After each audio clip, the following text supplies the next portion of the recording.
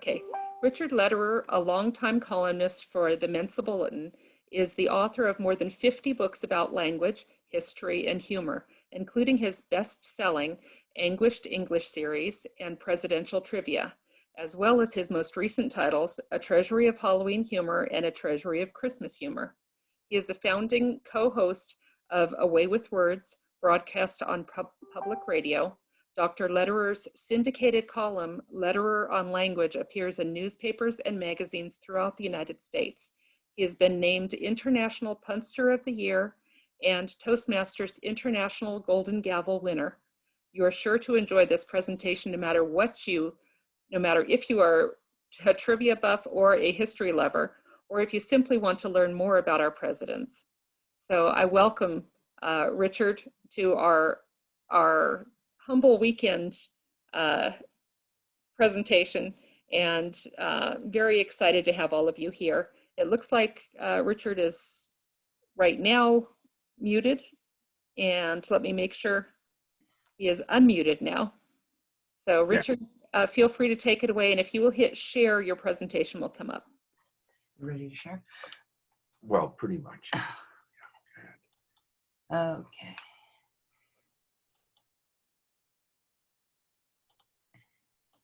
And there you go. There we go, yeah. And I should be appearing somewhere like in the upper right. Hi, everybody, fellow Mensans. Richard Lederer here, your resident Mensa fly by the roof of the mouth, user-friendly linguist, wizard of idiom, Attila the pun, Conan the grammarian. And I hope you've come to know the most word-struck, word-besotted, word-bethumped, wordaholic that perhaps you've ever met. I've been writing for the Bulletin for more than a quarter of a century. I have to tell you that Chip Tolby is the best magazine editor I have ever had. It's just an honor to work with him. And of course, you are the best audience I could have, because it's Mensa. Mensa, where we get your jokes. Mensa, where we get you. And therefore, I can do some areas in some of those columns that I'd probably be fired for if I did them in my regular newspapers, because they would be inaccessible. So just delighted to have you here. Quick etymology lesson. Mensa, sorry, mensa, the word comes from an old Latin root that means he who got beat up in junior high school. If you didn't know that, haha, just kidding. But mensa is a triple pun, so to speak, on mentis, meaning mind, mesa, meaning table, and actually Bob Tuttleman and I and Leslie live on Mesa Madera, Wooden Table Drive, and then mens, meaning monthly. So initially, a group of people sitting around at a table once a month. We're meeting much more with our group and using their minds. And this, of course, is the 60th anniversary of American Mensa, which began with a meeting of 4 people in Brooklyn, New York, September 30th, obviously 1960. So here we are, and being together. We're social animals, so it's just so good to have so many of you here, as I understand it. You'll be muted, but toward the end, you will be unmuted, and you can ask me any questions. And I want to make very clear now 2 things. One, this will be a nonpartisan presentation. You will not be able to tell where I am on the political spectrum. And second, any part of this or any other thing, particularly to do with language, because that's my sweet spot, email me at richardhlederer@gmail.com, Richard H. Lederer. You'll see that on the screen later. And I will be very happy to send you what you want within a couple of days. What you see up here are the front covers of my Bouncing Baby books, very new, first editions, A Treasury of Halloween Humor. Halloween's going to be here before you know it. And A Treasury of Christmas Humor. To give you some hope for the future, I am 82 and that artist is 91. And that is Jim McLean, as you can see at the bottom, out of Atlanta. and 53 of his, now they'll be in black and white, of course, interior cartoons from him in the Halloween and 51 in the Christmas. They are $13 books, and I take care of the packing and the shipping. If you indicate that this is an order from Mensa, $8, and that is well more than half, will go to our scholarship fund here, which has somewhat been fueled by the poker tournaments I run monthly, but obviously we haven't done those since February. Notice I pronounced both R's and that. And they need replenishment. We had well over 300 applicants this year, and there are scholarships generally for high schoolers going to college, sometimes college people going into their advanced program, master's or PhD.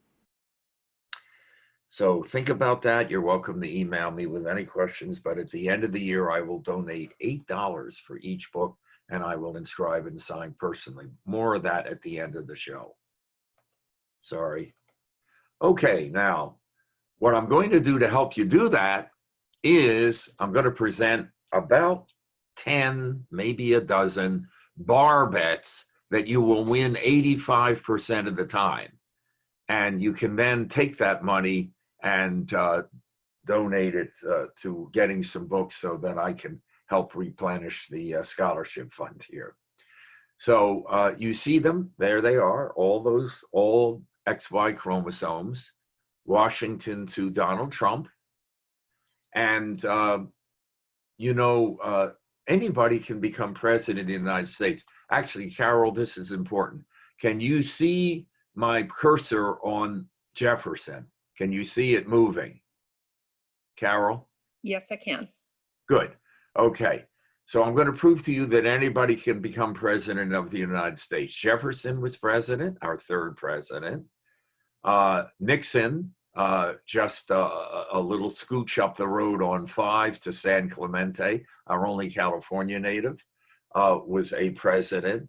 And the successor to Franklin Roosevelt, Truman, was a president. What's my point? Any Tom, Dick, and Harry can become president of the United States.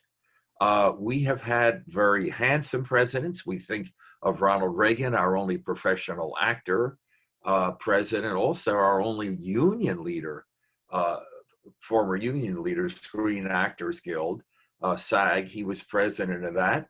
And as a union leader, guess what? His very first vote when he was eligible was for Franklin Roosevelt, as you could imagine, for a future union leader. Interesting about Reagan, he was in 54 films.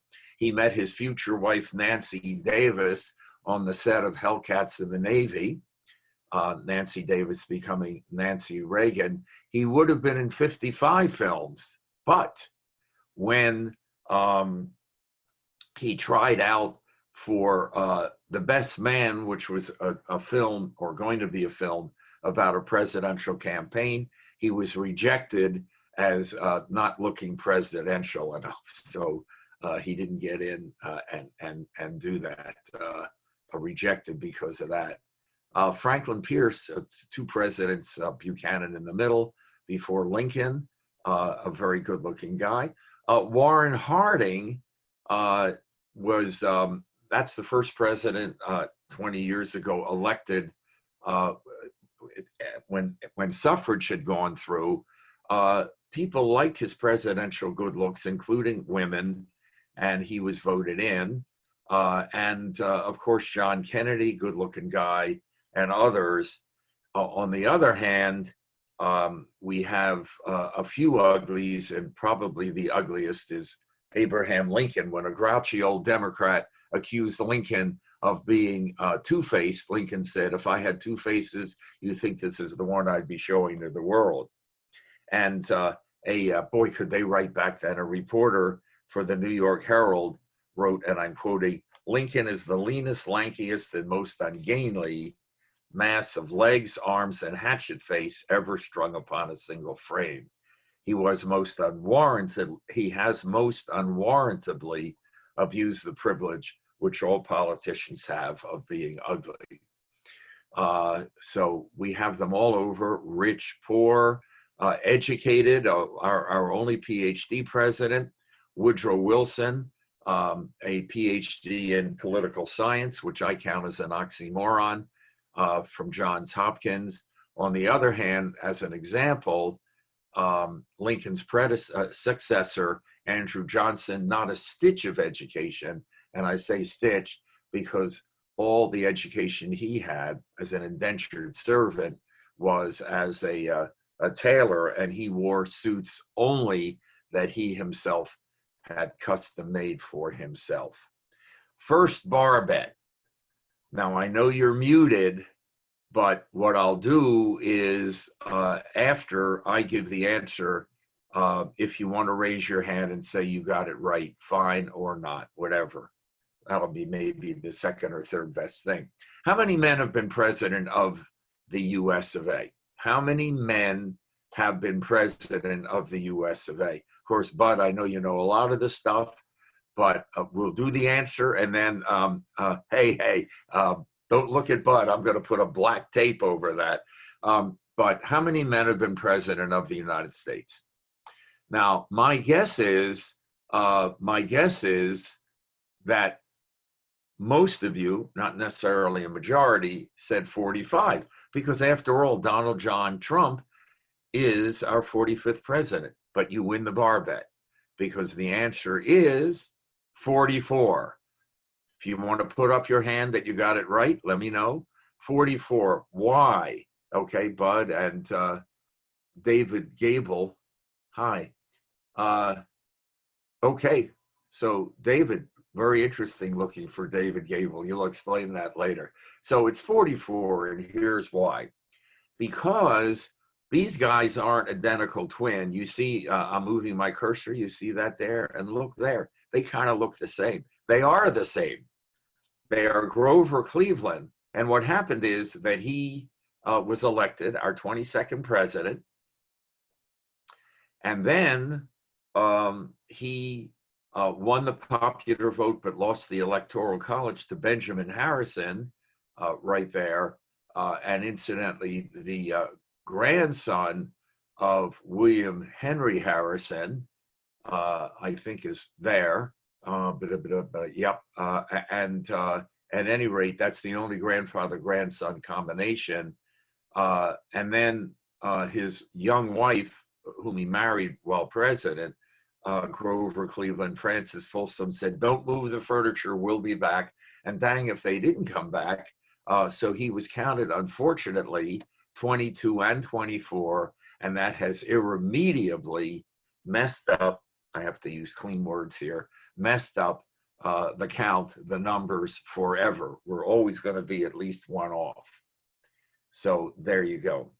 I am just so pleased to be doing this, and I have a real passion for this because we, the world's greatest democracy, whose constitution is the shortest and the model for others, most recently the Egyptian constitution, but we are woefully ignorant about our own history. And we know what George Santayana said, those who ignore the past are condemned to repeat it, or something like that. So for example, recent surveys indicate that 1/4 of Americans believe that Columbus set sail after 1750. 1/3 can identify the century in which the Revolutionary War was fought. 3/4 do not know that America achieved its independence from Great Britain. They cannot name the nation from which we gained our independence. Only 7% can name the 7% the first 4 presidents in order. But heck, this is Mensa, and I will bet that everybody out there can name the first 4 presidents in order. Oops, wait a minute. Oh my gosh, there they are. Gee, I didn't know I was doing that. Not.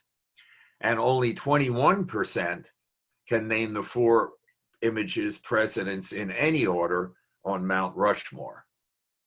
So obviously less than 1/4. There they are. Washington, Jefferson, T. Roosevelt, Theodore, adored of God, who was president at that time that the project began, and of course, Abraham Lincoln, whereas 52% of us can identify at least two members of the Simpson family and the Simpsons. And I have never missed a show or a movie, and that fairly recent Simpsons movie is terrific. I loved it.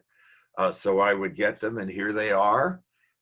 Homer, and I don't mean the guy who wrote the Iliad. Marge, who I think has some San Diego connection, that is the actor portraying her. And then a little bit out of order, Lisa Maggie and Bart. Note the medial transposition, and you can make it Brat very, very easily. So you know, that is a concern. Okay, here's another bar bet, but a difficult one, but maybe not for you. Here are 5 people who over time, Americans became candidates for the presidency. Andrew Jackson, 1824, I think. Samuel J. Tilden, that's the hardest one to recognize, in 1876. Then about 12 years later, Grover Cleveland. And then very recently, as we know, Al Gore. We always talk about the Al Gore rhythm, and just he's got a wonderful name for doing all sorts of things. Switch around, you get Galore. And then, of course, Hillary Clinton in 2016. And what happened is Andrew Jackson, in a complicated race because there were really more than 2 candidates, but he won the popular vote against John Quincy Adams, our 6th president, son of our 2nd president. And then he lost the Electoral College, kind of, and when the Senate decided it, he was the odd man out, and then he got his own 2 terms. Samuel J. Tilden, 1876. What I'm going to ask you is, what else besides this pattern do they have in common? That's going to be the question. So Tilden, corrupt election, ballot boxes stuffed or stolen, smoke-filled rooms, deals, scurrilous deals made, and he lost the Electoral College, parentheses, question mark, end paren, in 1876. Cleveland, as I mentioned, the sitting president, lost the Electoral College to Benjamin Harrison. Al Gore, as we know, won the popular vote, but losing Florida Supreme Court decision and so on, did not become president. And of course, Hillary Clinton, reputedly 3 million votes, maybe more, 2 million of them in California, incidentally, won the popular vote, but as we know, lost by a hair the Electoral College. Now, my question is, in addition to winning the popular vote, but losing the Electoral College, what else do those 5 have in common? And I see a hand up from James. Could we mute James for a sec? Maybe, I don't know if that's possible. If not, James, I'm just going to, all right. Well, James, just a moment. If you could just unmute the one guy. Yes, James, what's your answer? All Democrats. That is correct, all Democrats. All Democrats. It has never happened to a Republican. And I consider Andrew Jackson to be the first Democrat, and so much so that the donkey symbol for Andrew Jackson is because he was nicknamed Andrew Jackass, and Andrew Jackson was. And that was later on Thomas Nast, same guy that gave us the picture of Santa Claus. And you'll all see that in the book that I was showing, and I'll talk about it at the very end. Okay, you can mute that guy back. And here we go. What 2 presidents died on the same day? You may well get that. What day and what year? That's the hard part. And that's going to be a bar bet that you'll win most of the time. If you'd like to put it up on the chat, your answer, you can type that Okay. in. Okay, and I'll see the chat bottom left. That depends on your screen, but I bet Simone could tell you where you're going to see it. Well, I don't, but at any rate, here we go, moving right along, because I'm Click on chat. condensing a 2-hour talk here, so I am going to have to skip. Be prepared for that. But Yeah, if you click on chat right now, I think you can see that we've I got don't see of it. answers No, there. no big. I don't see it. And remember Richard Lederer here. So at any rate, here are the two: our second president, John Adams, and our third, of course, Thomas Jefferson. And it July 4th is the day. looks like But James, how about the year? Did people get the year? 1824. Nope. Very close. Okay. Carol Nixon Yes. is the 1826. Wait a minute. Was that the one that says David Gavel? Because I see. We have several answers. No. Who got that one? Was that by any chance Carol Nixon? Is she on here? She has 1820. No, let me see. Well, it's 1826 because the lovely. It looks like Bob Tuttleman got it. Yes. And But of course, Bud got 1826. Brian got 1826. Yeah, 1826, exactly 50 years and Carol after. got it. So I love telling stories, and let me tell you about this one. John Adams,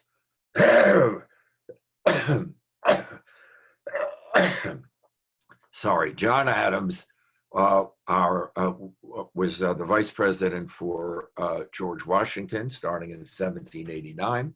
He then ran for president against Thomas Jefferson, and he won. And in those days, believe it or not, the guy who came out second became the vice president to the winner. If you can imagine a Donald Trump, Hillary Clinton administration, because that's what it would have been. So they were president and vice president. And what happened is then Jefferson turned around, and as he had run against Adams before, ran against his own president again and won. So that didn't exactly solidify a friendship, but over time and distance and something called letter writing, and you're welcome to do some research as to how that worked. Now, we've all done that, of course, and maybe we still do. They somewhat reconciled and came 1826, July 3rd, 50 years after the signing of the Declaration, the first Independence Day, so to speak, and minus one day. Jefferson lay dying in Monticello, his estate, and as he began to lose consciousness on the 3rd, he turned to Nicholas Trist, an attorney and his grandson-in-law, married to his granddaughter, and he said, "Is it the glorious 4th of July?"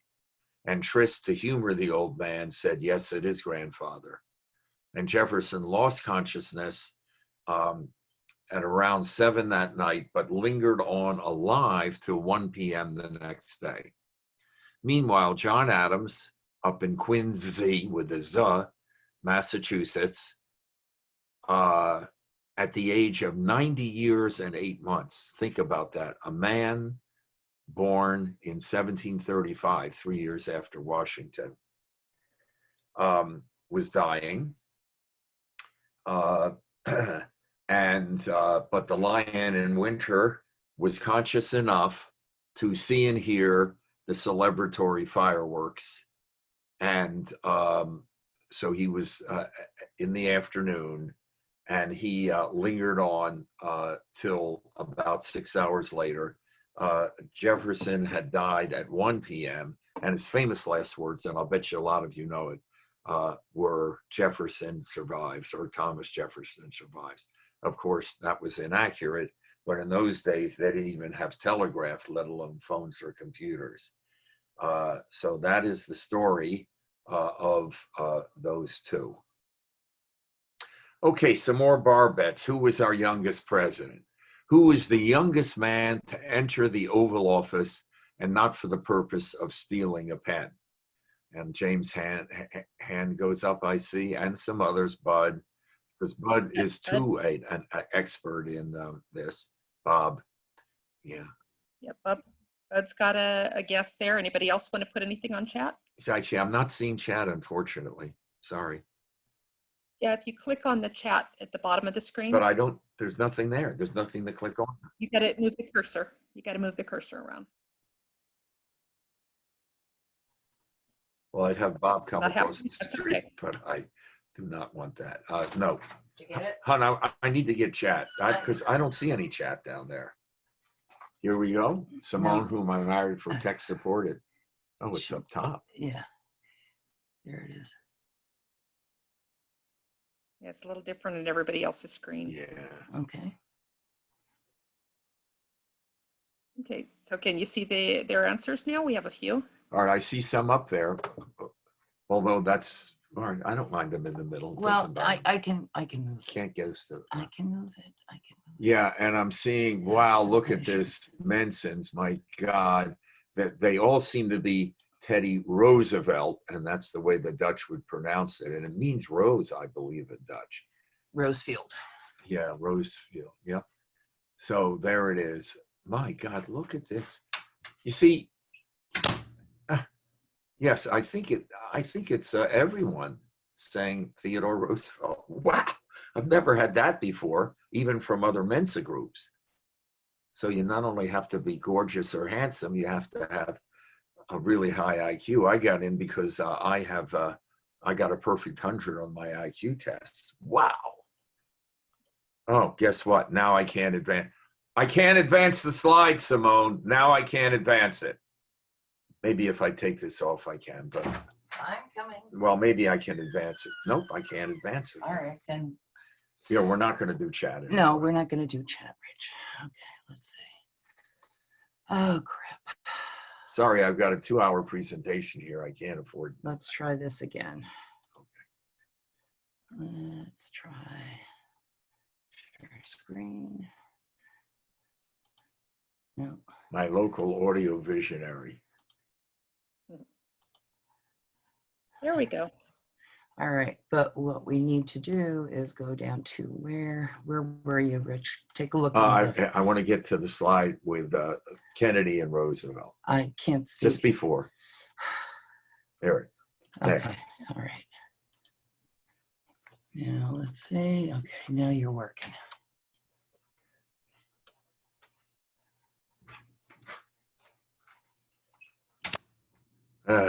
Okay.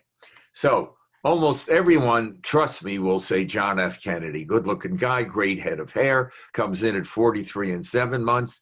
The average age of an entering president is 54 and a half. And nice looking wife, very young children for a president. Caroline and John, actually a third in the oven. Patrick, stillborn, alas. But 43 and 7 months, and the answer is TR, first president to be known to some extent by his initials. 42 and 10 months, coming in for almost a full term in the wake of the assassination of his president, William McKinley, in 1901. And so young that when he then is elected for a second term, he is only 50 years old as an ex-president. So you're going to win that one. So now let's go from our youngest president to our oldest president. And there are a couple of ways to do that. And let's start with this way. Our oldest president, in terms of biblically full of years, the president most full of years, the president who lived the longest. And what's your guess here? And let's not do chat because it did throw off the bollocks up the work. Okay, so think about that. Our oldest president living the longest. Yeah, if they want to put their guesses up, I can just read the guesses for you. Okay, well, as long as it's not. So our longest live president, and note, my friends, that's a long I. It's from life, not live. Only have one guess, RR. Ronald Reagan. And Gerald Ford. Uh-huh. Both very good guesses. Any other guesses out there? Okay, good. You're going to win some money then. GWB. Reagan. Okay. Oh, yeah. Ronald Wilson Reagan. Yeah. Okay. So here we go. Oh, sorry. Before I do that, that's right. Theodore, a brief story on the teddy bear. Teddy may have more firsts than just about any other president, admirable firsts. He was, of course, the youngest coming in, the first to win the Nobel Prize, the first, I believe, to fly an airplane, and the first to leave the country during his term in office. He went to Panama, on and on. He was also the first to invite an African-American family to the White House, and it happened to be the family of the great conservative advisor and African-American leader, Booker T. Washington, founder and first president of Tuskegee Institute or University. And that didn't sit well, particularly with a lot of Southerners, and that's back well more than a century ago. So to mend some political fences, Theodore went down to Smedes, Mississippi, S-M-E-D-E-S, ostensibly to settle a border dispute between Mississippi and Louisiana. While he was there, his host said, "Would you like to go hunting?" And oh my God, in those days, everybody, pretty much shot big animals. The buffalo, which are really bison, were the largest mammalian herd in the world, in the United States. And of course, they were decimated, depending on how you take that word, almost to extinction, but are somewhat thriving now. So he said, sure. He went out. His host captured a bear cub. The guide roped it to a tree, and Theodore refused to do it. They put a gun in the president's hand, and with his anatomically incorrect left arm, he said, "No, if I did that, I couldn't look my 5 sons in the eyes." Well, that was November 15th. A couple of days later, in the Washington Post, out came this cartoon, political cartoon, that went viral in a way that something would 120 years ago, and all over the nation. And the caption at the bottom, I think you can all read, "Drawing the line in Mississippi," really a triple entendre, drawing the race line, drawing the territorial line, and drawing the line on animal cruelty. Well, now the story switches to the wilds of Brooklyn, New York, where, as I say, that was 60 years ago, the first meeting of American Mensa, and look what we've all reaped from it. And there's a couple living there, Rose and Morris Mictum. They run a novelty store, toys, gewgaws, tchotchkes, drink, food, etc. And ta-da, stuffed animals. They write to the president, "Dear Mr. President, we'd like to manufacture a stuffed bear and name it after you, Teddy's bear." Note the genitive apostrophe S, Teddy's bear.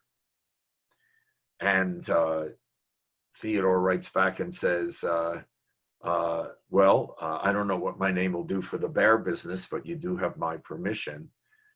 Well, boy, it did a lot for the bear business. It was absolutely the craze. Theodore was such a popular president and a strong personality. So it led to, they had to hire an extra seamstresses.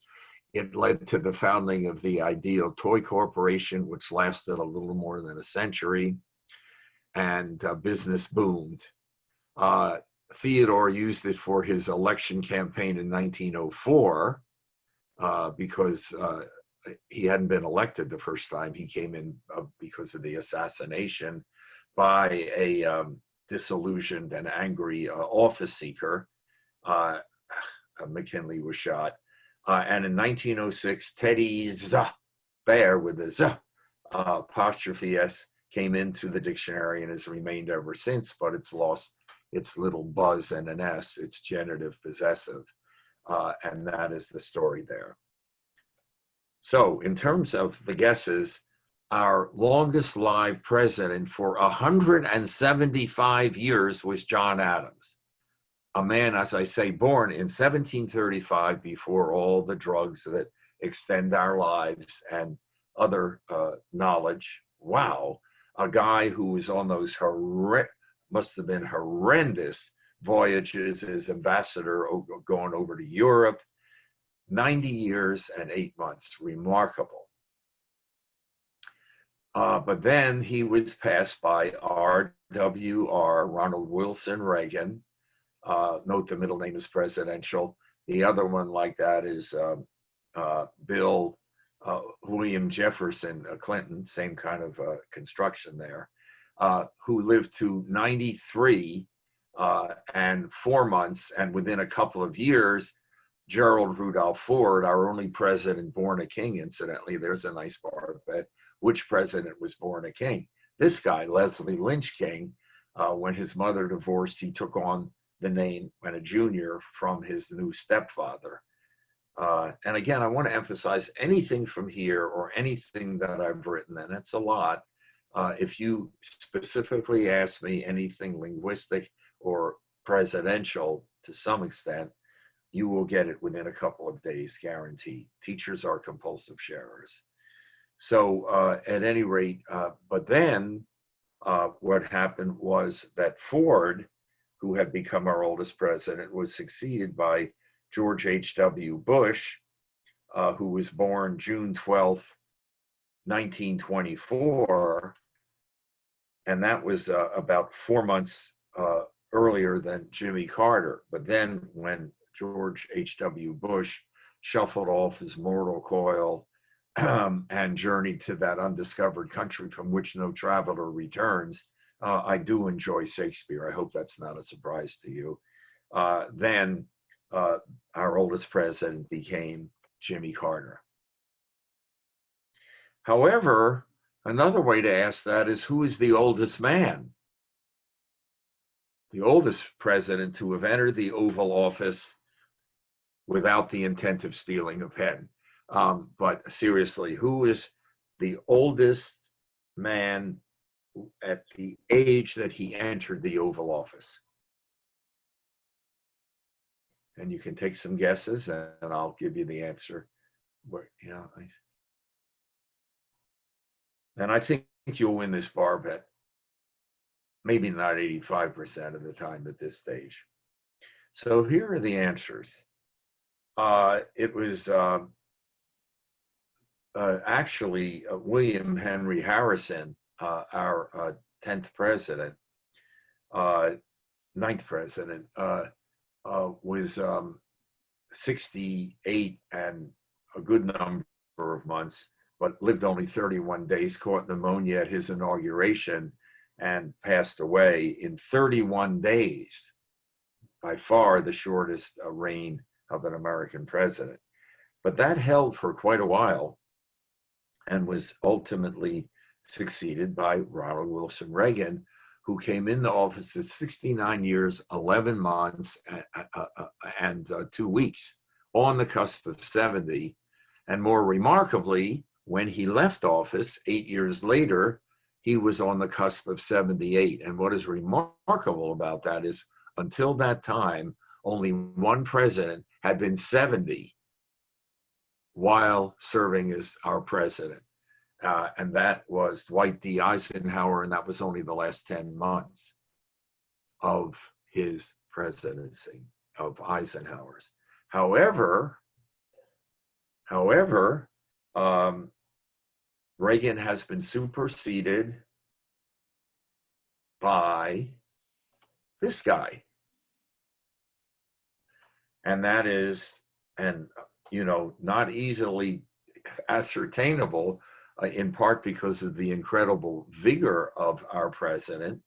But Donald Trump turned 70 in June before the election of 2016.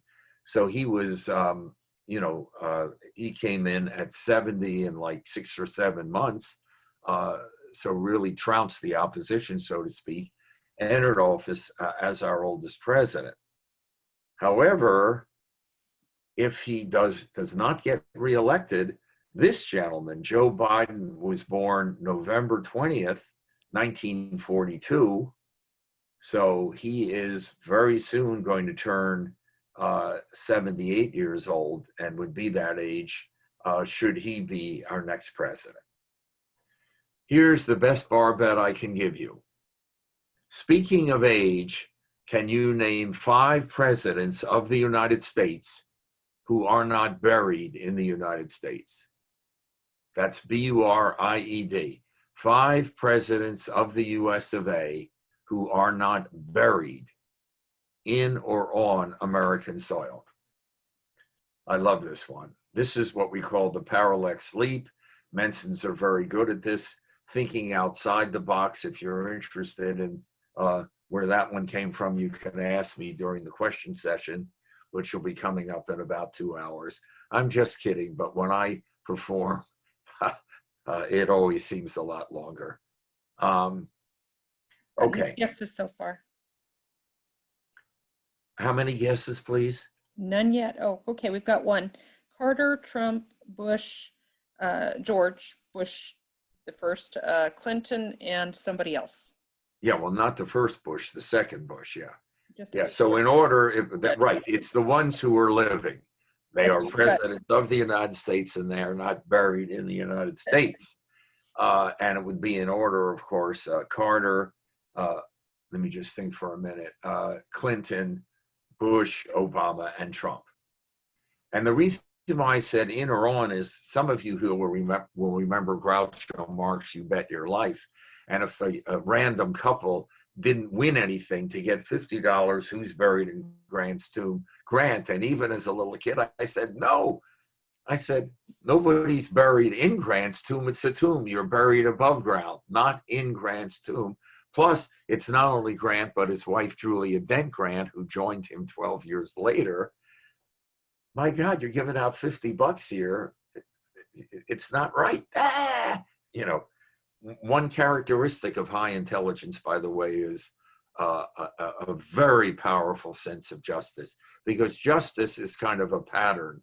The psychologists have found this, and, you know, we just want everything in its place, including justice, rightness, fairness. I always tell people I'm not just OCD, I'm CDO, which is OCD in alphabetical order. And incidentally, if you need any of the jokes, you just write me and I'll, okay, which one is she or he talking about? Okay, well, moving along, you're great, and just what a great idea to have this. And Carol, I know, has worked very hard to make it so smooth. And I know sort of like a swan on a pond or a lake, and you see just the swan going shh, and underneath those little feet are going, and you don't hear that. It's like writing where you just want it to look so easy. And actually, I have to do this all the time. I hope you can see this. I've been wearing the shirt. I think you can read it. I'm silently correcting your grammar. I promise not to do that during the Q&A. But if you have any grammar questions, you know, anything on language, hey, Rich, which is correct? 9 and 7 is 15, or 9 and 7 are 15. And of course, the answer is 16, and I'll be very happy to give that to you.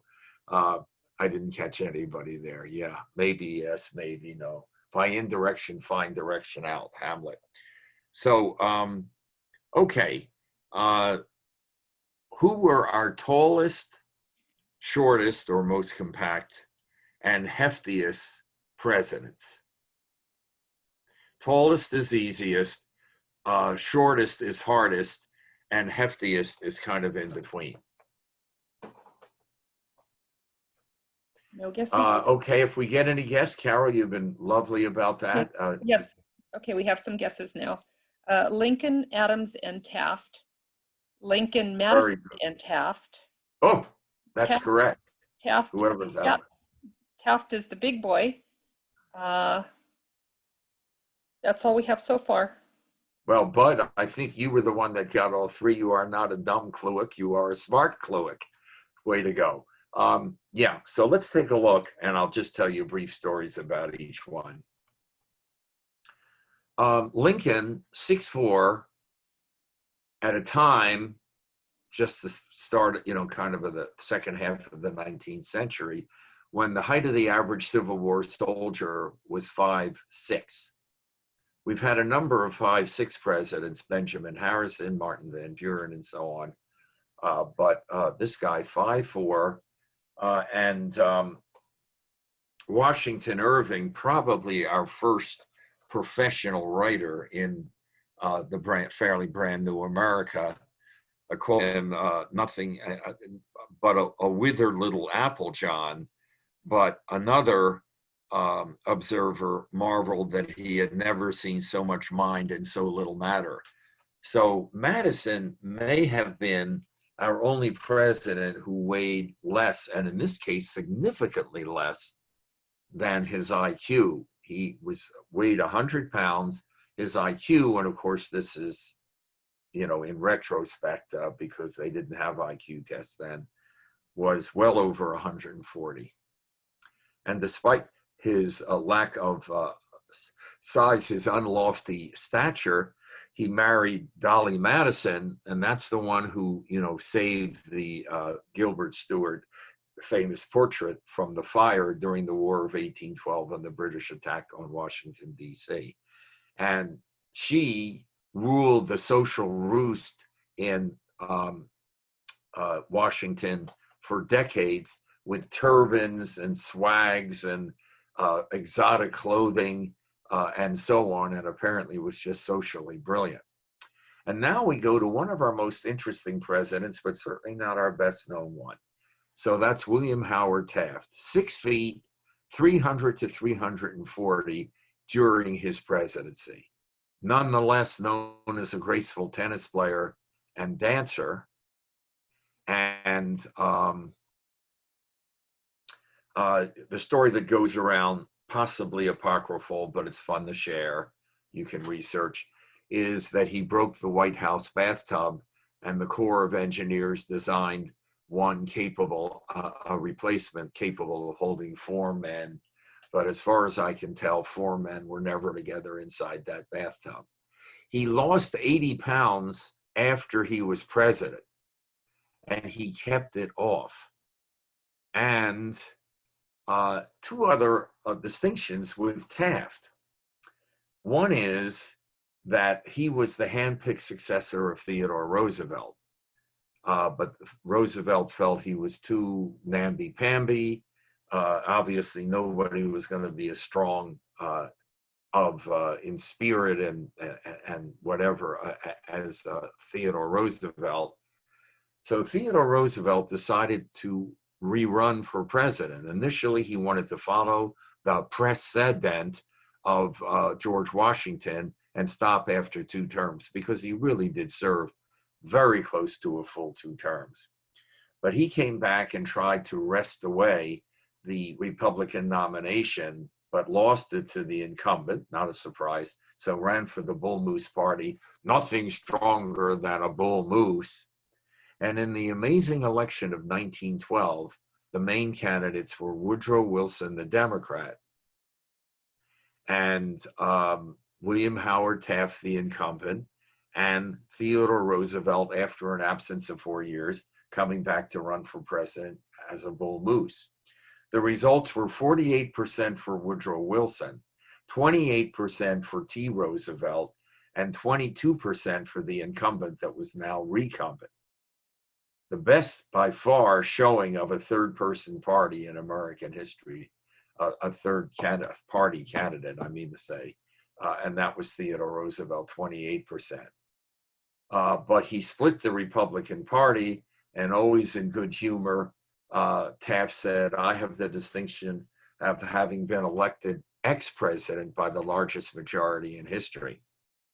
And that let Wilson in, and at a time of incredible republicanism, our only Democratic president between Grover Cleveland, the immediate successor to McKinley. So this is 1897, right up to 1933 and Franklin Roosevelt were the 2 terms of Wilson. Otherwise, over those 36 years, all Republican, and had Theodore not come back, it could have stayed that way. We'll never know. However, in 1921, he was appointed by Warren Gamaliel Harding. He was appointed the Chief Justice of the Supreme Court, swore in Coolidge and Hoover, presidents, and therefore is the only man in history, and I suspect that's going to last a long time, to have headed up 2 branches of government, the executive and the judicial. And of course, it's impossible to be head of the legislative because of the bicameral construction of that. So I'm going to move toward the end. I'm honored by your presence, and it means so much to me.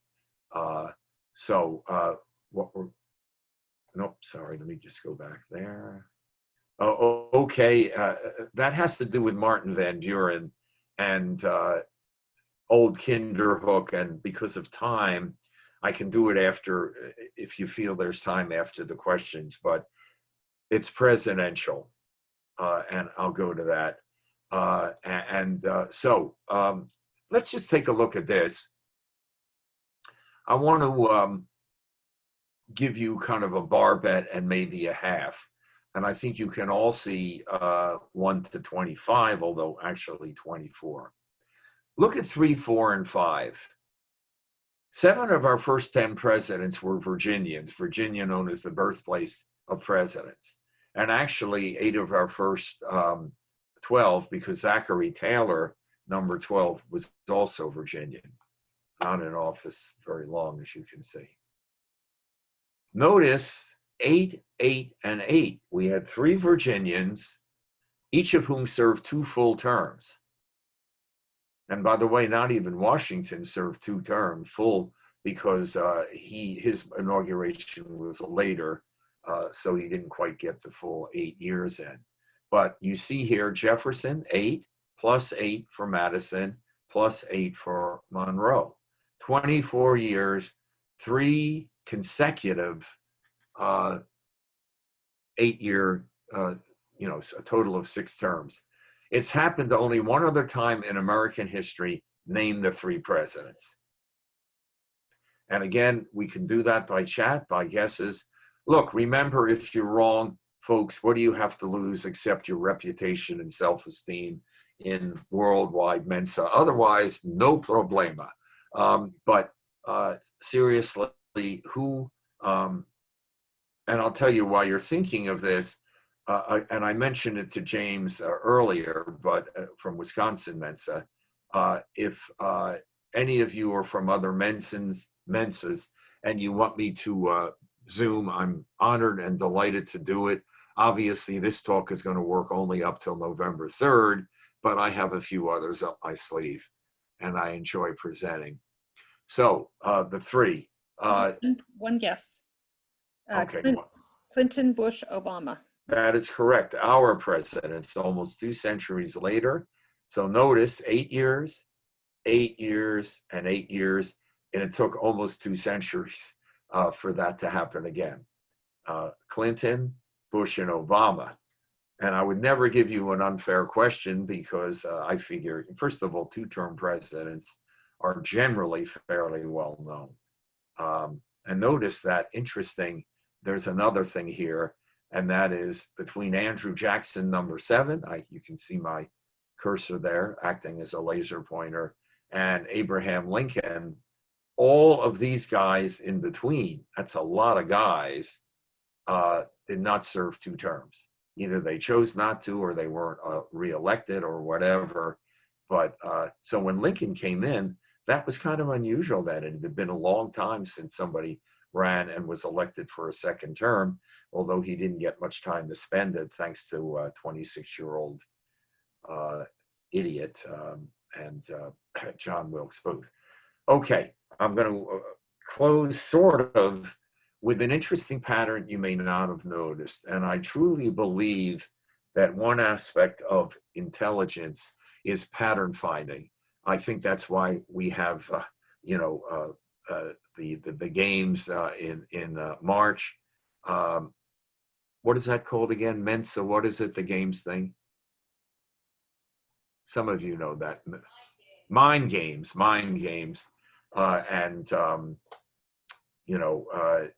So here's a pattern that may not have struck you. Here is my thesis. The party, emphasis, all caps, PARTY, the party in power stays in power. Sometimes it's the same person, most spectacularly Franklin Delano Roosevelt, but the party in power stays in power for at least the second term. And that has been going on for 123 years with one exception. So right now you might want to think about the exception. And using the cursor, which is very helpful here, I'm going to show you what I mean. William McKinley, Republican, gets a second term. It doesn't exactly show up here. Theodore Roosevelt and William Howard Taft. And then, so notice that is 3, so plus 13, 4 terms of Republicans. And would have been more had not T. Roosevelt come back in and split the party. Woodrow Wilson gets a second term, 8 years. Again, it's the Republican Party, and that's what's important. It happens to be the same man. And then a succession of Harding, Coolidge, and Hoover, 3 guys, obviously 12 years, 3 terms of Republicans. Then spectacularly, Franklin Roosevelt, followed by Truman, and that's 20 years, the record. 33 to 53, you all with me. Then 2 Republican for the same guy, 2 Democrat, 2 different people, John Kennedy and Lyndon Johnson. Okay, 8 years. Nixon and Ford, 8 years, 2 different guys, Republicans, and then the exception, as you could guess, is Jimmy Carter. 1 term preceded by a Republican, succeeded by a Democrat. Incidentally, Bud, I think you've been into this, and independently we came to this conclusion. Oops, sorry. Okay, so let me see, where was I? Oh yeah, that's right, I was in my study. So Carter is the exception, 4 years, but also not only our longest live president, but by far, and succeeding Herbert Hoover, the president who has been ex-president the longest. The trick is to come in fairly young, serve 1 term, and then live a really long time. Now, Reagan and Bush, you might say, well, wait a minute, Bush served only 1 term, HW. Yeah, but together, 3 terms of Republicans. And my thesis is that it's very hard to dislodge the incumbent, the party. And so there we get 3 terms of Republicans, then 2, 2, 2, and if Donald Trump is reelected, 2, that would be 4, unprecedented. But if he is not elected, he would be the second exception because he would be a 1-term president bordered by a Democrat and a Democrat on the other side, Joe Biden, presumably. So I thought that was an interesting thing. Last bar bet for you. Somebody in this group, maybe I'll make it broader. There is a Mensan worldwide, a Mensan whose daughter was fired on national television. God, James, immediately. Hey, James, you could be in Mensa. Oh, wait a minute, you are. Fired by a American president on national television. And I'm wondering if anybody, perhaps besides James, I know a lot of you here in San Diego can identify that person. So Carol will get some guesses coming in. I have that was in the bulletin, and Yes, that's right, of course. Well, then the person got it right. Yes, this is from a recent Bulletin article. And even though I know everyone here reads the Bulletin immediately, just it takes it right out of the mailbox and starts reading. Correct. But okay, others besides people who read the Bulletin. There might be a few people who don't read the Bulletin right away. I, being not only OCD, but CDO, in alphabetical order, OCD. I read it as soon as it comes in, but I do have some skin in that game, 25 years. Okay, so the answer is, it is I. My daughter, back in 2009, so almost 11 years ago, Annie Duke, at that time, the winningest woman in the history of poker, and fairly famous, certainly more than her daddy, was chosen for Celebrity Apprentice, I think in its second year of Celebrity. You know, it was not Celebrity to begin with. And she was on the show, as you may know, 16 competitors, ultimately 14 fired, even including the American ambassador to North Korea. That was Dennis Rodman, as we all know. And it came down to Annie Duke, my daughter, and Joan Rivers, the comedian, and Simone and I were out there in the audience because there it was live, and Joan was declared the winner. Very good for Annie's career, and we would not ordinarily watch that show, but we sure as hell watched every minute with Annie Duke on it. So here's what to close, okay? Thanks to my wife, Simone, the wonderful president of San Diego Mensa, and I just have the honor of hearing, to some extent, through the door from my study, Simone and her absolute devotion, just at it all the time, to San Diego Mensa. Lorraine Burley is my very talented mixed doubles partner. A lot of this, but not all, was taken from my book, Presidential Trivia. And now you know all the answers. Washington the first. The second would be tough if you didn't know, but Jefferson, I beat my president, not physically, ham-fistedly, but he did happen to run against and defeat his president. We know now the youngest is T. Roosevelt, and of course the tallest. I designed that cover. That's a $10 book. You can always write me if you're interested in it. Beautifully illustrated, not by me. Now, these two books, let me just be clear. You know, Richard Lederer, and why am I offering these so blatantly? Because our scholarship fund was somewhat fueled, as I may have said, by the poker, our poker tournaments that I have been running monthly, but not since February. And we need to replenish for these worthy youngsters who write essays. We had more than 300 this year. And so every $13 book, if you identify yourself as Mensa, whether locally or not, I will give $8 back. And that is because of the way self-publishing works. After 50 books I self-published. If any of you have questions that we're going to start soon about self-publishing versus brick and mortar, boy, am I in the thick of that now. I had to do a lot of learning to make the adjustment. Again, the artist is 91, I am 82, and more than 50 of his black and white cartoons are inside. Gee, Christmas, the Mass of Christ, you will get a lot of the etymology of Christmas words. Have you ever wondered why the true love gives the narrator, presumably female, of the 12 days of Christmas, not only a partridge, but an entire pear tree, which sounds awfully cumbersome? You'll find out in this book. It's a very interesting linguistic trope. What is the influence of the night before Christmas, on our view of Santa Claus? What about Charles Dickens' A Christmas Carol? And of course, tons of puns from the International Punster of the Year.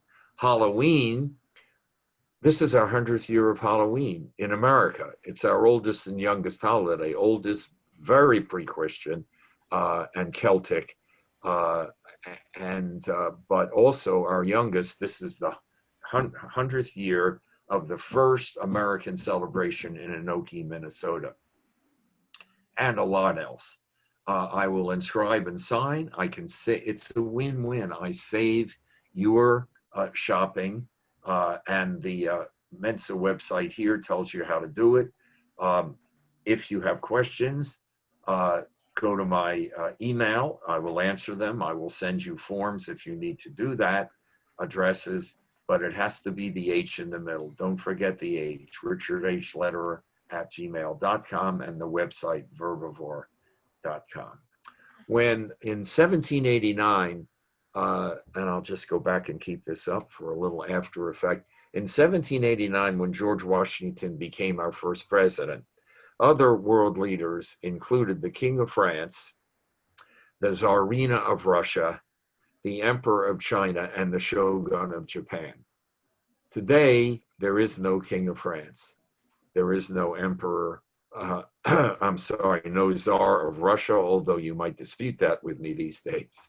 There is no Emperor of China and no Shogun of Japan, but the office of President of the United States endures and prevails. And thank you for joining me in this journey today. Yours in Mensa, Richard Lederer, and I'm available for questions, and I'll do my best.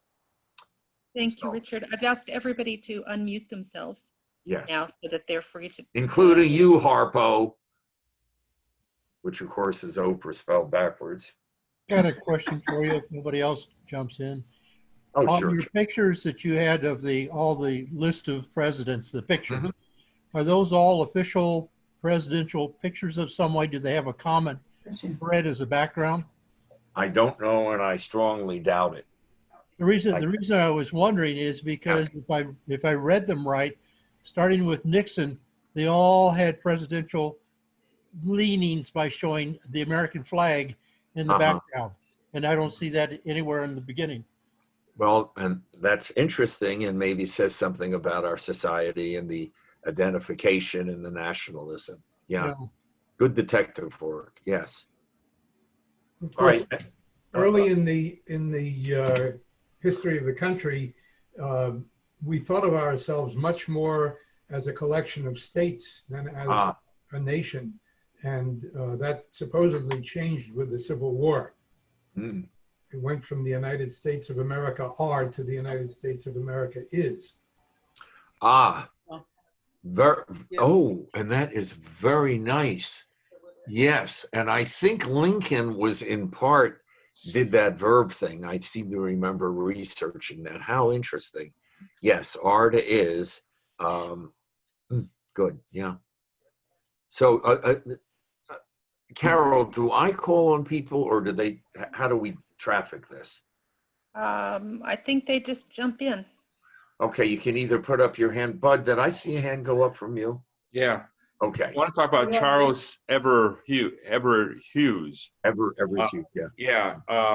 He also was the Chief Justice of the United States Supreme Court, as was Taft. He's the only one as president. But Hughes, of course, ran for president and thought he had won in 1916 against Woodrow Wilson because, as you pointed out, essentially it was a Republican country, and the only reason why Wilson was in anyhow was because of the Republican being split by the Bull Moose Party. So everybody thought he was going to lose.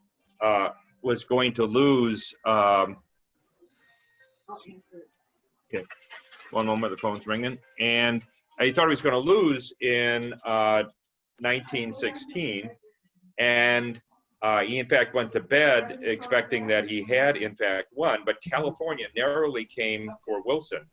And a reporter called him up, Hughes, and said, can I speak to him? And they go, no, the president has retired. He goes, well, when he wakes up, tell him he ain't president no more. Click, and then pounded it down. Boy. So he was this close to being president, and he did became the Supreme Court Chief Justice the following decade. Right. So, Wilson actually defeated two Chief Justices of the Supreme Court then, Taft and Chili Charlie Hughes. Yeah. See, Mensans love these patterns.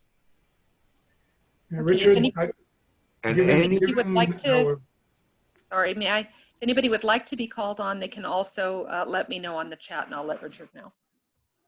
And okay. again, of course, I love language questions. I'll take precedence, of course. And any questions about your own writing, the memoir that your kids don't give a darn about, but some of the grandkids do. Anything about self-publishing versus brick and mortar, man, I've just had very recent and vivid lessons about those. Since nobody else has jumped in. Oh, Richard, wait a minute. I see Brian Reeves there. Hey, Brian, hi, Rich Lederer. Hey, Rich. Can you hear me? Hey, I would love to come to your group if you wish and do this or something else. Just let you and your lovely wife know. When I say come, I mean obviously by Zoom. I think you were scheduled to be here, Rich. Phoenix, Sometime next month. oh, would you please have that person check with me? Well, I would adore it. I don't think I have Phoenix down. That person really needs to give me a call or email me very soon. But I would be delighted to do that. And thank Okay. you, sir. Thank you. I'm so glad because this is the first time you've popped up. Okay. So Raphael has a question as well. who does? Raphael? Okay. Raphael, go ahead. Raphael. I think you need to unmute. Him. There you go. Raphael.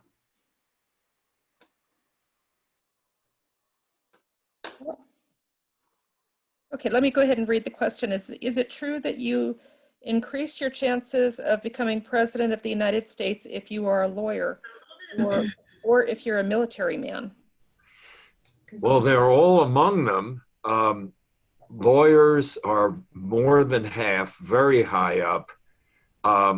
Governors and senators are up there. They're the big three. And for that person, if I get the email, I will, after this, give a list in order. But attorneys, absolutely. Of course, heretofore, having XY chromosomes gives you a much better chance, at least so far. All male. In other words, preposterone triumphs over estrogenous so far.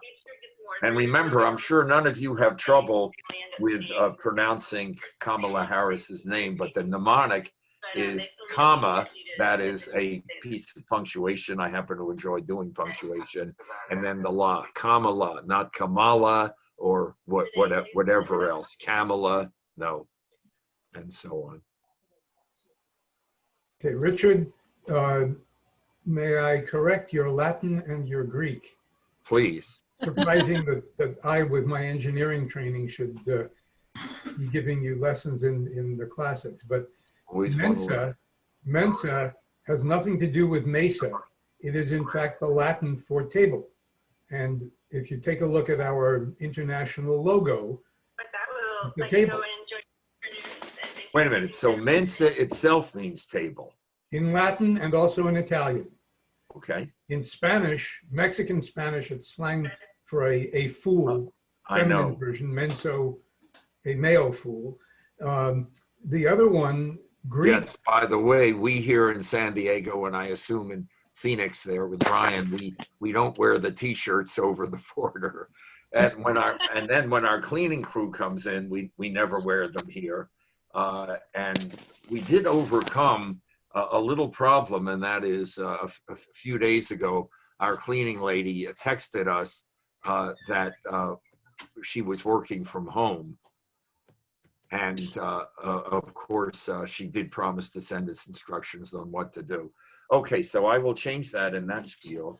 And Okay, the other one so Mensa, you can stop. was deliberately chosen by the British founders because it means table. It was to be a round table. Of course, our logo shows a square table in perspective, but Mensa was originally formulated to be a round table of intelligent people. So are you, all right, now what about the monthly men's? Is that woven in to my I knowledge? think that is kind of an interesting pun to go along with it, but it was not intended as to be a part of the original name. How about mentis or mind, mental? Like, again, they probably, I've never seen anything specific that they had it in mind, but it makes for a good Yeah, some of my echo. Well, that's what counts, yes. Now, the Thank other you. one was, And I was wrong back in 1998 also, folks. I just want to let you know. So it's going to you happen. almost made it to a quarter century. Rich, And the Betty, other one, there is Betty, the distinguished, not extinguished, editor of the San Francisco newsletter, and just so active in all of this. And if you're ever looking for an artist, you might want to get in touch with Betty. I'm sure you can find out how to do it. Or email me and I'll tell you how to reach her. the other classical language nit I have to pick has to do with the meaning of Theodore. It's not adored of God, it's gift of God. Okay, but Theos is right, the door is wrong. Yeah. Okay. It's a similar root to donor. Yeah, nice, good, excellent. Rich, you did not mention David Rice Atchison as president. Yes, and you mean the guy who was president for one day? Yeah, Yeah. theoretically. Theoretically. Nor, Brian, did I mention, the presidents of the Continental Congress. Right. Oh, what a tangled web we weave. It just I know. it just gets awfully complicated. I am aware of him. And I think he may have been the guy who slept through most of the day that he was president, because I think it was Zachary Taylor who, because of religious reasons, did not want to be inaugurated, on a Sunday. So was today. Yeah. So he was sworn in at noon on Monday instead. And theoretically, since the former president's term ended at noon on Sunday, there was no president, except for the fact there was a Senate majority leader. That time was next in line. Right. And that was Atchison. Interesting. Yes. But he was tired and slept through pretty much the entire term. That's right, the entire term. And then next was the 31 days of William Henry Harrison, because he caught pneumonia at the age of 68 because he wasn't properly clothed. And of course, he was very excited. That plays hell with your little bar bet. It becomes 45 again. Oh, yeah, but I don't count it. Very good. Yes. Well, I mean, either Stop confusing me with facts, all of you. That's right. Charles, I'm just causing trouble. That's all I'm doing here. Yeah. Brian would never cause trouble. I know him. Yeah. Hey, guys, Brian, and what's your wife's first name, sir? Allison. And Allison just, put on one hell of a show there in Phoenix. And unfortunately, Kansas City, we couldn't have it. But that will happen, I think, 4 years from now at the AG. And of course, I hope you'll all think about that other anniversary, the 75th of Mensa in Houston in August in Houston. So from Raphael to everyone. Oh, thanks. Okay. So anything else? Any publication questions? These are my 51st and 52nd books. And I'm from a family of 5 kids, and I'm the only one that got hit by this. Lucky, genetic and somewhat environmental roulette. And but one of the great manifestations is my 25 years with the Mensa Bulletin. Such a privilege, such an honor. And to do these, I think I've done 10 Mensa groups so far. Brian, I truly hope it'll be 11 with Phoenix. But not Phoenix, it's Palm Beach. Oh, but yeah. Oh, that I do have, but okay. Oh, Brian, aren't you from Phoenix? Nope, I was co-chair of the AG in Phoenix. Oh, but you weren't from there. No, they won't let me live there. Oh, well, then you're right. I am doing Yeah. Palm Beach. And actually, I like being places where there's a lot of sand, but I like the water being close to the sand. see, I didn't know that. I thought you were from Phoenix. Well, as a matter of fact, if global warming continues, we're about 10 or 11 miles from the Yeah. ocean, and we could have ocean front, and I certainly don't want that. No, no. Hey, look, real quick, because we're still on a couple of quick one-liners. How magnanimous, especially for you, Carol, to have me on. Magna, Lord, large, anima, spirit, such a perspicacious group, peri through, spec to see through and into the heart of. And that's what you do in etymology. It's hard by the yard, but it's cinched by the inch, divide and conquer. So in the word politics, you see there are two parts. What would you think that poly means, folks? You can call it out. I think you're unmuted. Many. Polytheism, many gods, polyglot, skill in many languages. I am fortunate enough to be skilled, to be fluent in French, Russian, Italian, Thousand Island, vinaigrette, ranch gorgonzola, green goddess, honey mustard, and I'm working on balsamic even as we speak because I'm a lifelong learner. So in the word politics, poly is many and ticks are blood-sucking parasites. Good. I think I heard laughs there. As Mark Twain said after one of his lectures in Vermont, she heard a farmer say, "That guy was so funny, I almost laughed." What do politicians and diapers have in common, but you can't use a unacceptable four-letter word? They both need frequent changing and for the same reason. Yes. Notice, not a dirty word in there. I did not want to be sued for defecation of character. Well, I've got a whole bunch of those. You're welcome to my political jokes. Get thee to a punnery. Get thee to a punnery. Oh, yeah. A good pun is like a good steak, a rare medium well done. It sure is. And actually, of course, the books I'm mentioning, are, of course, full of puns. And I personally inscribe on request. So, for example, Happy Halloweeny, because what do you call an empty hot dog? A Halloweeny, and all sorts of others. These are not children's books, by the way, 12 and above, but they're squeaky clean, but the level of wordplay would be I'm not in the business of frustrating children. But what I'm hoping is, and I've ordered my 1,000th book just a few days ago, because I'm working with these wonderful organizations, and I would love to help out and apply some of this to obviously our Mensa Scholarship Fund, because I don't think we're going to get back to live poker for months and months. Yeah. But I am so fluent in those languages, I guess I will show off and say our reservoir, our Wiener Schnitzel, hasta lumpego, and buenas nachos, at least depending on maybe your time zone, but good fun. And write me about anything. Thank you. As the mayor of Manchester, New Hampshire said, and I lived there for 35 years teaching in an Episcopal church boarding school, thank you for giving my wife and me the clap. I appreciate that sitting ovation and all of that. And onward and upward for Mensa. Carol, do you want to tell these good folks about any other activity today they might want to tune into? Absolutely. We have so many fun things coming up still. We have right now finishing up the opera, but again, you can click into that at your leisure whenever you'd like. After that, we have some about aquaculture from let's see, it's an ocean science lecture from the Birch Aquarium.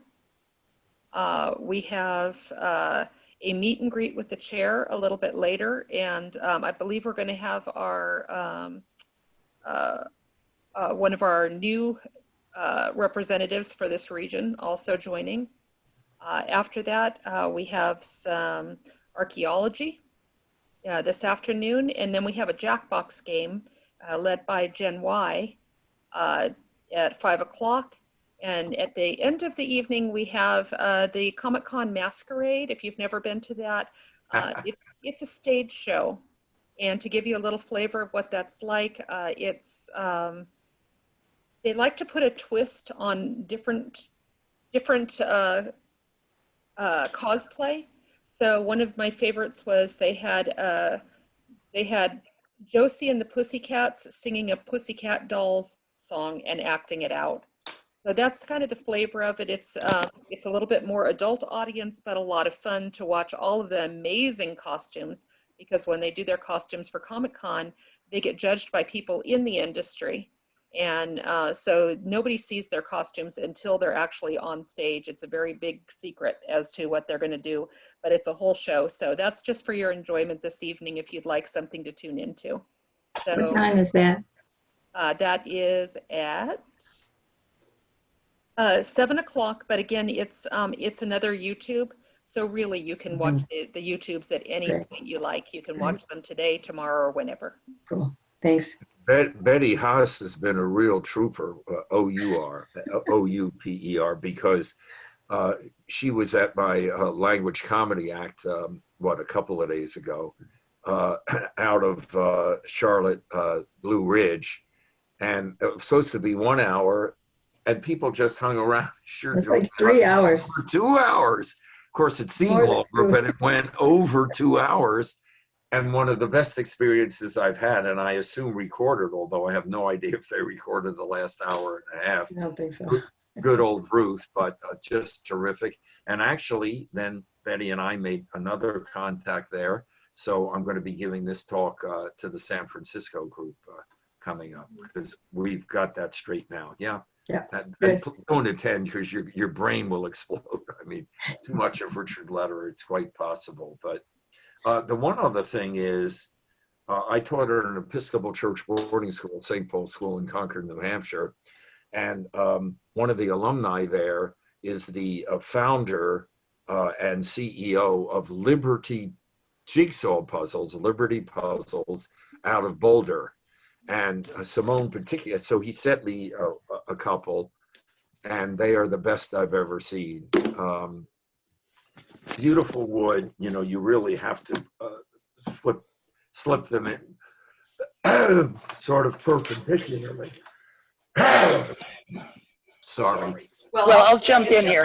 And he is going, great, please do, Simone.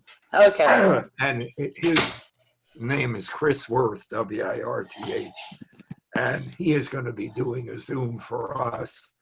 Rich, take a drink of water. Yes. Take a drink of water. Okay, thank you. Do I have to give it back if I take it? So Chris, Sooner or later. Chris's puzzles are amazing.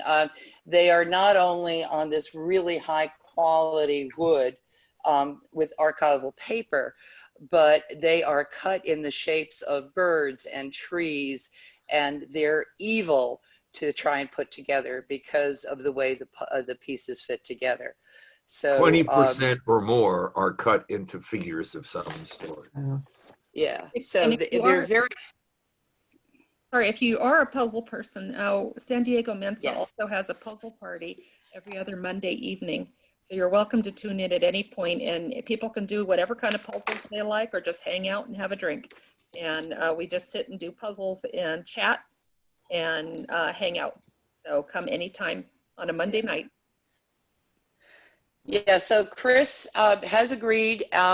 Carol, when she's taken a breath after all of this, because she's put together an amazing weekend program.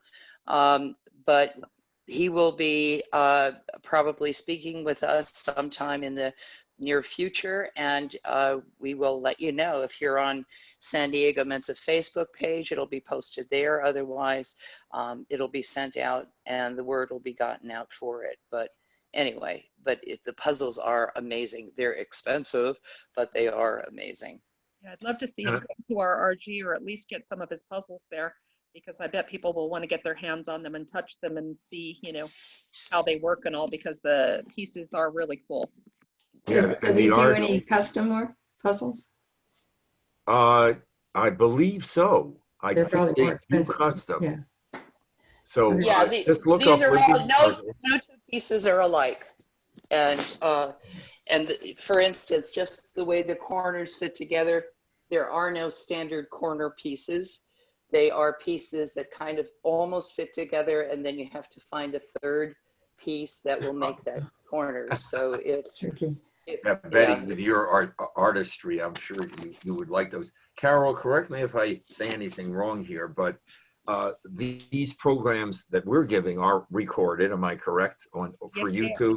And so I would like to mention, yesterday we had a marvelous talk from a good friend of mine, Mark Goldstein, who, among other things, former director of the LA Zoo, the Stone Zoo, actually back in New England before, and former CEO of our Humane Society, SPCA. And he has a book out called Lions and Tigers and Hamsters, and about animals, great and small, and the human-animal bond. And I think, Carol, you would agree, and maybe some of the rest of you heard it, really a remarkable and so knowledgeable about animals and humans, and even the question about one of the questions in the session about animals and humans and the transferability of the virus. So I would, oh, good. So Carol Nixon Good was part of this. Carol, let's communicate after on that. I'm so pleased to see that you joined. She's a big contest winner with my Mensa Bulletin. But I recommend, and you can pick it up at any time. When do they start showing up, Carol? When do they start showing up on the YouTube? Simone's the better person to ask that because she is actively working on that right now. Okay. I'm editing the first of them, which was the scholarship awards program yesterday, but each has to be downloaded and edited and then uploaded to the YouTube channel. But we do have a San Diego Mensa YouTube channel. And if you want to take a look for that and then subscribe to it, you'll get a notification when the new videos are added. Love you I'm going all. to turn off the recording right now, but I would like to thank Richard so much for his generosity in coming and spending time with all of us. And again, we all know where he is, so feel free to reach out to him. You have his email. He's here on Facebook as well. You have a connection through Simone because she knows exactly where to find him. So if we reach out to at all times. Yes, reach out to either of them and stuff, and I'm sure we could arrange to have him speak at your group, but also the books are for they're benefiting our scholarship fund, which is very near and dear to all of us. So thank you so much again.